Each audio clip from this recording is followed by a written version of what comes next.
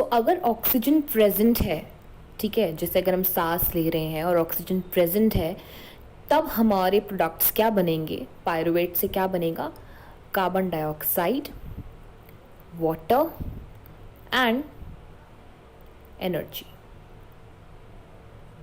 ठीक है। अगर ऑक्सीजन एब्सेंट है, किस केस में एब्सेंट है, एनारोबिक ऑर्गेनिजम्स के केस में एब्सेंट है, तब हमारे पास बनता है इथेनॉल, यानी कि alcohol. Ethanol plus CO2 plus energy. ठीक है। And if there is lack of oxygen वाला केस जो होता है वो होता है ह्यूमन मसल्स में। When there is lack of oxygen while you are exercising heavily, बहुत strenuous exercise कर रहे हैं, तब ऑक्सीजन की कमी हो सकती है। उस वक्त प्रोडक्ट्स में बनेगा आपका lactic acid, carbon dioxide and energy. ठीक है। सो ऑक्सीजन की प्रेजेंस में क्या बन रहा है, carbon dioxide, water and energy.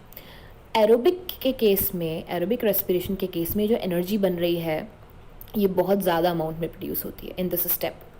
ठीक है। In the absence of oxygen ethanol बन रहा है, अल्कोहल बन रहा है। ठीक है, विद सम एनर्जी। ठीक है, तो एनर्जी इस केस में कम प्रोड्यूस होगी।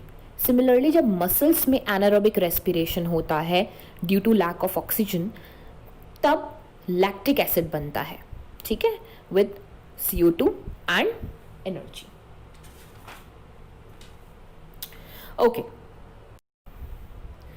Okay, let's move on further. अब हम इसके डिफरेंस कर लेते हैं एक बार। ठीक है। So the first difference is in aerobic respiration the products are carbon dioxide, water and energy. In anaerobic respiration the products are maybe ethanol, lactic acid, CO2 and energy. Aerobic respiration हमेशा cytoplasm के बाद कहाँ होता है, मतलब ये step कहाँ होता है आपका, this step occurs in mitochondria. So aerobic respiration हमेशा कहाँ होगा, माइटोकॉन्ड्रिया में।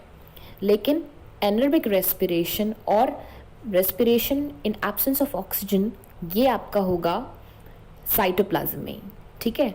The next difference is in aerobic respiration the amount of energy produced is much higher. ठीक है। And in anaerobic respiration the amount of energy produced is much less, बहुत कम energy production होता है। ठीक है। अब ये जो एनर्जी प्रोड्यूस हो रही है बॉडी के अंदर, ये किस फॉर्म में स्टोर होती है। ठीक है, जो एनर्जी बन रही है ये हमारी, ठीक है, तो ये किस फॉर्म में स्टोर होती है, energy is stored in the form of ATP। आपको याद होगा ये ATP आपने 9th क्लास में पढ़ा है, that mitochondria is the site of ATP production, right? I hope you remember. So what is ATP? ATP is adenosine triphosphate. ठीक है। So ATP is the stored form of energy in our cells. तो होता क्या है, हमारी body में ADP होता है। क्या होता है? ADP। ADP में ये एनर्जी यूज होती है किस लिए? एक फॉस्फेट मॉलिक्यूल को जोड़ने के लिए, जिससे बनता है हमारा ATP। समझ आया? दोबारा समझाती हूँ। ADP में 2 मॉलिक्यूल्स है फॉस्फेट के, ठीक है।